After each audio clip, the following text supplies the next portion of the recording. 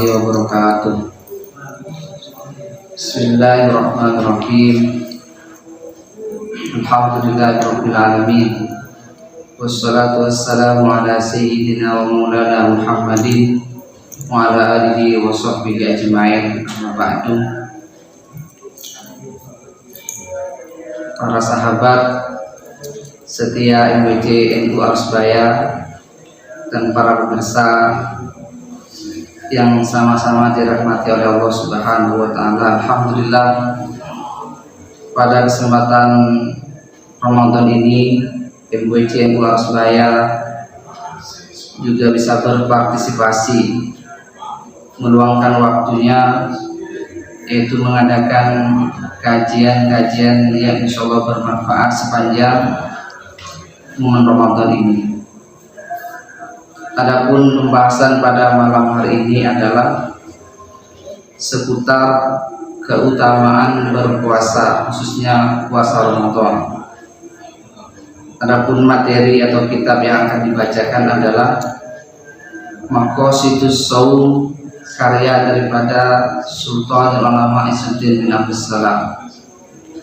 Oleh karena itu, untuk lebih efisiensinya, kami akan langsung membacakan pada pasal yang kedua.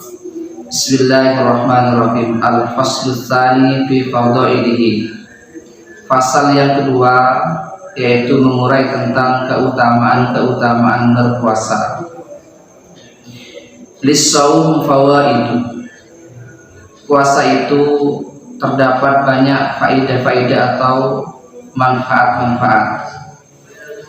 Di antaranya yang dipaparkan oleh Izzuddin bin Abdus Salam adalah raf'ud darajat. Puasa itu dapat meninggikan derajat seseorang. Wa takfirul khati'at, serta menetralisir atau menghapus kesalahan-kesalahan. Wa kasrus syahawat, serta bisa meredam syahwat. Bisa kasrus syahwat artinya meredam syahwat, gejolak syahwat, keinginan-keinginan. Kemudian juga puasa itu diantara faedahnya adalah taktsirus shadaqat, memperbanyak sedekah, dapat memotivasi seseorang untuk memperbanyak sedekah. Nanti akan diurai di belakang bagaimana logikanya, bagaimana prosesnya. Wa tawfirut ta'at, puasa juga dapat memotivasi seseorang untuk memperbanyak ritual ibadah atau memperbanyak ketaatan kepada Allah. Wa syukru alimil khafiyat, juga mensyukuri nikmat-nikmat Allah alimil khafiyat, yang maha mengetahui hal-hal yang samar. Kemudian wal insijaru an khawatiril ma'asi wal mukhalafat. Puasa itu dapat mendorong seseorang untuk berlepas dari bahaya-bahaya kemaksiatan wal mukhalafat, dan penyimpangan-penyimpangan. Yang pertama tadi, puasa dapat meninggikan derajat seseorang. Hal itu karena fa'amma raf'ud darajat faliqaulihi sallallahu alaihi wasallam idza jaa ramadhanu futihat abwabul jannah wa ghulliqat abwabun nar wa suffidat asyayatin. Puasa dapat mengantarkan seseorang menuju derajat yang tinggi.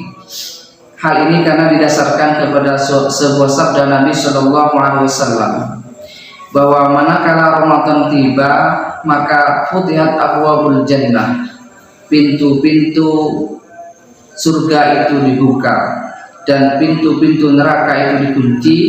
Wasuffidat asyayatin, serta setan-setan itu dibelenggu. Terkait bahwa pintu-pintu surga itu terbuka, memang banyak penafsiran dari para ulama. Ada yang memang menafsiri betul-betul pintu surga itu adalah betul-betul terbuka. Tetapi ada juga yang mengatakan bahwa pintu surga itu dibuka itu adalah ungkapan metaforis. Amma taftihu abwabil jannah fa ibaratun an taktsiri ta'at al mujibati li fathi abwabil jinan. Itu adalah ungkapan metaforis tentang memperbanyak ketaatan-ketaatan di bulan Ramadan, di mana memperbanyak ketaatan itu secara pasti dapat mengantarkan terbukanya surga baginya. Sementara tertutupnya pintu neraka adalah ibaratun an qillatil ma'asi al mujibati li iglaqi abwabin niram.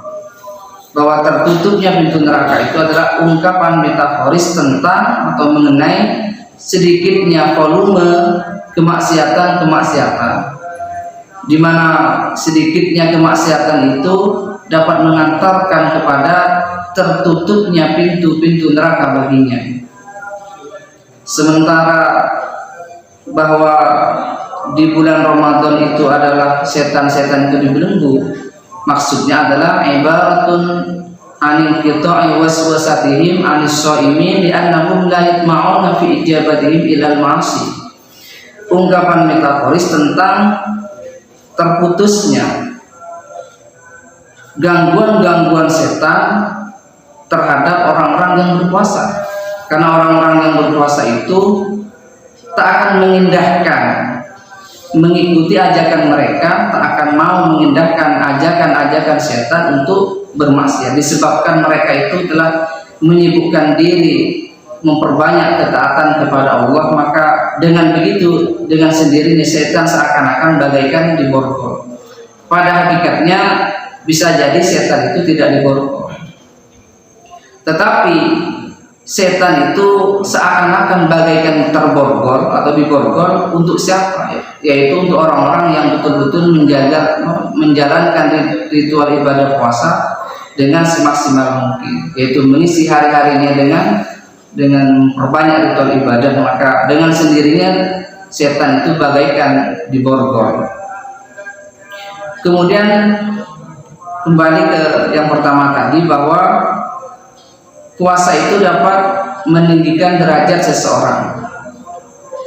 Hal itu di samping didasarkan kepada sabda Nabi idza jaa Ramadan futihat abwabul jannah, juga didasarkan kepada sabda Nabi sallallahu alaihi wasallam hikayatan an rabbih azza wa jalla, didasarkan kepada sabda Nabi, yang sabda Nabi ini merupakan hadis qudsi, menceritakan tentang firman Allah, di mana Allah itu berfirman, kullu amal ibni adam lahu illa siyama fa innahu li wa ana ajzi bihi. Seluruh amal perbuatan manusia, seluruh amal perbuatan anak Adam adalah untuk mereka, kecuali puasa. Maka puasa itu adalah untukku, wa ana ajzi bihi, dan aku sendiri yang akan memberikan balasan. Terkait sabda Nabi ini yang berupa hadits qudsi ini, banyak interpretasi yang disampaikan oleh para ulama. Di antaranya hadis ini katanya maksudnya adalah seluruh amal perbuatan manusia, pahalanya itu kelak saat berada di akhirat atau di padang mahsyar itu dapat diintervensi oleh orang-orang yang lain, oleh pihak lain, karena dia misalkan melakukan ghibah, melakukan kezaliman atau penganiayaan kepada pihak-pihak lain, maka pihak-pihak lain itu nanti akan menuntut kepadanya, akan menuntut pahala-pahala yang ada pada orang itu, sehingga orang itu bisa saja walaupun tampaknya itu adalah banyak pahalanya, maka karena dia banyak melakukan kezaliman, maka akan kekurangan amal itu nanti, karena disedot. Itu ada sebagian ulama yang mengatakan seperti itu. Nah, itu kecuali puasa. Jadi kalau amal-amal puasa, kalau amal-amal perbuatan seperti sedekah, seperti sholat dan sebagainya, itu bisa diintervensi, maka khusus puasa itu tidak bisa diintervensi, tidak bisa diganggu gugat. Itu sebagian Di antara penafsiran oleh ulama seperti itu, maksud dari hadis Nabi atau hadis kursi, kullu amal ibni adam lahu illa siyam fa innahu li wa ana jazibi. Maksudnya kayak tadi, bahwa amal perbuatan manusia itu pahalanya nanti bisa ikram putin di orang, bisa diintervensi, kecuali puasa yang tidak bisa diotak-atik. Dan puasa itu dapat mengantarkan dia ke dalam surga, sementara amal-amal yang lain itu bisa, sekali lagi, bisa diintervensi. Itu sebagian daripada ulama memberikan penafsiran seperti itu. Ada juga yang mengatakan bahwa hadis kullu amal ibni adam lahu illa siyam ini maksudnya adalah seluruh amal ketaatan manusia itu hanya dapat mengantarkan kepada surga, hanya dapat mengantarkan kepada surga. Namun puasa bukan hanya mengantarkan kepada surga, tetapi bisa mengantarkan untuk melihat zat Allah Subhanahu wa Ta'ala. Itu salah satu penafsiran daripada ulama, bahwa sekali lagi maksudnya adalah seluruh amal perbuatan manusia itu, perbuatan baik itu hanya dapat mengantarkan kepada surga, kecuali puasa. Kalau puasa bukan hanya kepada surga, tapi bisa menyampaikan, bertemu dengan pemilik surga itu sendiri, yaitu Allah Subhanahu wa Ta'ala. Itu diantara penafsiran ulama terkait hadis Nabi kullu amal ibni adam lahu illa siyam fa innahu li wa ana jazibi. Ini sekali lagi menunjukkan betapa puasa itu dapat meninggikan derajat seseorang. Kemudian wasiyam junnatun, puasa itu adalah tamim, perisai. Fa idza kana yaum shaumi hadikum fala yarfuth atau fala yarfith yauma idzin wala yasqa. Jika kita sedang berpuasa, maka janganlah fala yarfuth atau fala yarfith, berkata-kata keji, wala yasqa, dan jangan berteriak-teriak. Fa in sabahu ahadun aw qatalahu falyaqul inni umruun shaimun, inni shaimun. Jika ada seseorang misu-misu kepada kita saat kita sedang menjalankan ritual ibadah puasa, atau ada orang lain mengajak kita ribut, mengajak kita perang dan sebagainya, falyakun, maka hendaklah kita mengatakan, bisa saja di sini dikatakan betul-betul diutarakan secara verbal. Bisa saja maksudnya adalah diutarakan dalam hati kecilnya, bahwa saya adalah seseorang yang sedang berpuasa. Karena saya sedang berpuasa, tentu tidak layak menuruti hawa nafsu, meladeni orang-orang seperti itu. Walladzi nafsu Muhammadin biyadihi la khulufu famis shaim aqyama indallahi yaumal qiyamah min dzikril miskin.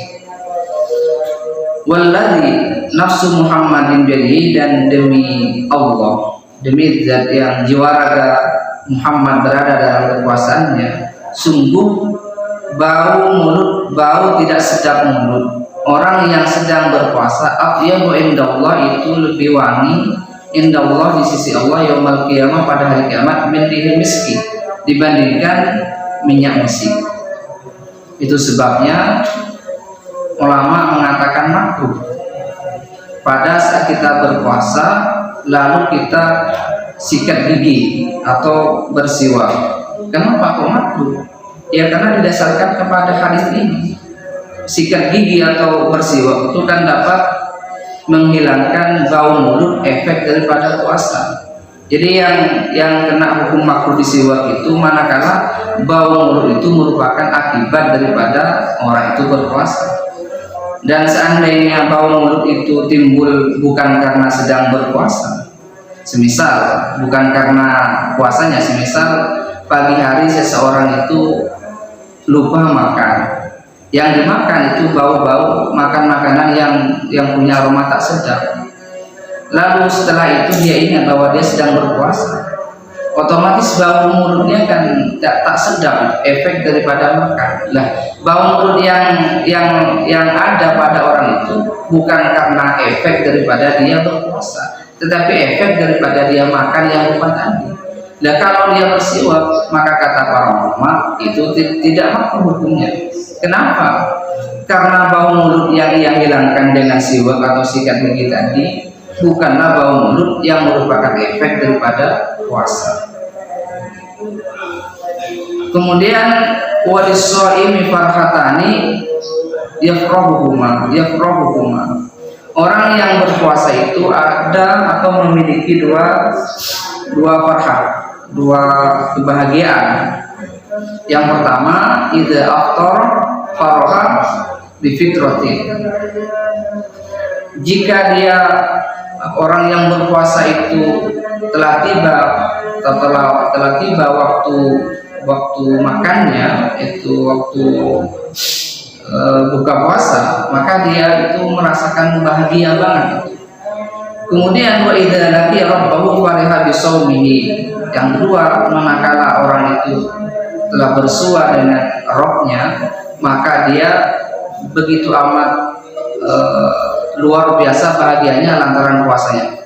Dengan apa? Bi naidis tsawabi wa izamil manzilati au bin nazar ila wajhi rabbih, yaitu dengan memperoleh pahala yang banyak dan ditempatkan pada kedudukan yang tinggi atau memperoleh kemuliaan berupa melihat zatnya Allah Subhanahu wa taala. Kemudian wa anhu sallallahu alaihi wasallam annahu qala kullu amali ibni adam yudha'af al-hasanatu asyru amsalha ila sab'i mi'ati dhifin. Seluruh amal anak Adam itu dilipat gandakan. Al-hasanatu asyru amsalha, satu kebaikan itu dilipatkan 10 kali, bahkan sampai 700 kali lipat. Qala Allah azza wa jalla illa shaum fa innahu li wa ana ajzi bihi. Tetapi puasa itu adalah untukku, dalam arti kalau amal-amal perbuatan yang lain itu kadar lipatannya itu bisa terdeteksi oleh malaikat. Misalkan 10, 20, 100, 700 itu bisa terdeteksi. Tetapi berpuasa, maka keutamaannya itu berapa kali itu lipatannya itu, maka tak ada yang tahu, hanya Allah Subhanahu wa taala yang tahu. Wa ana jazibihi, dan aku sendiri akan memberi balasan langsung. Ini kata Allah. Yada'u syahwatahu wa ta'amahu min ajli. Orang yang berpuasa itu meninggalkan syahwatnya, meninggalkan berbagai keinginannya, meninggalkan makanannya, meninggalkan minumannya. Itu semua ia lakukan min ajli, karena aku. Ini firman Allah Subhanahu wa taala. Kemudian waqala sallallahu alaihi wasallam inna fil jannati baban yuqalu lahu ar-rayyan. Di dalam surga itu ada sebuah pintu yang disebut dengan pintu yang bernama Rayyan. Yadkhulu minhu as-shaimuna yaumal qiyamah. Pintu itu hanya bisa dimasuki oleh orang-orang yang berpuasa kelak pada hari kiamat. La yadkhulu ma'hum ahadun ghairuhum. Tak ada seorang pun, la yadkhulu ma'hum ahadun ghairuhum. Tak ada seorang pun yang menyertai dia masuk di dalam pintu itu atau dari pintu itu. Yuqalu aina shaimun. Pada saat itu malaikat memanggil-manggil, mana orang-orang yang sewaktu hidupnya itu gemar berpuasa, mana? Semuanya dipanggil. Baik khuluna minhu, maka semuanya datang lalu diberi kesempatan masuk dari pintu yang bernama pintu Rayyan tadi. Fa idza dakhala akhiruhum ughliqa. Ketika sudah masuk semua sampai orang yang terakhir kali itu sudah masuk, ughliqa, maka pintu itu dikunci kembali. Falam yadkhul min ba'dun, maka tak seorang pun bisa masuk daripada pintu itu. Wa fi riwayatin inna fil jannati baban yud'a Rayyan, sama yud'a bihi as-shaimuna man kana shaimina dakhalahu wa man dakhalahu lam yatma' abadan.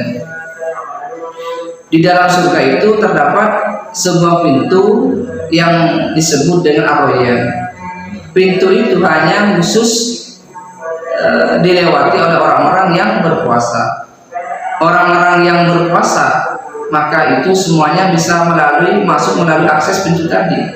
Dan barang siapa yang masuk ke dalam surga melalui akses pintu tadi, lam yasma abadan, maka dia selama-lamanya tak akan merasakan yang namanya dahaga.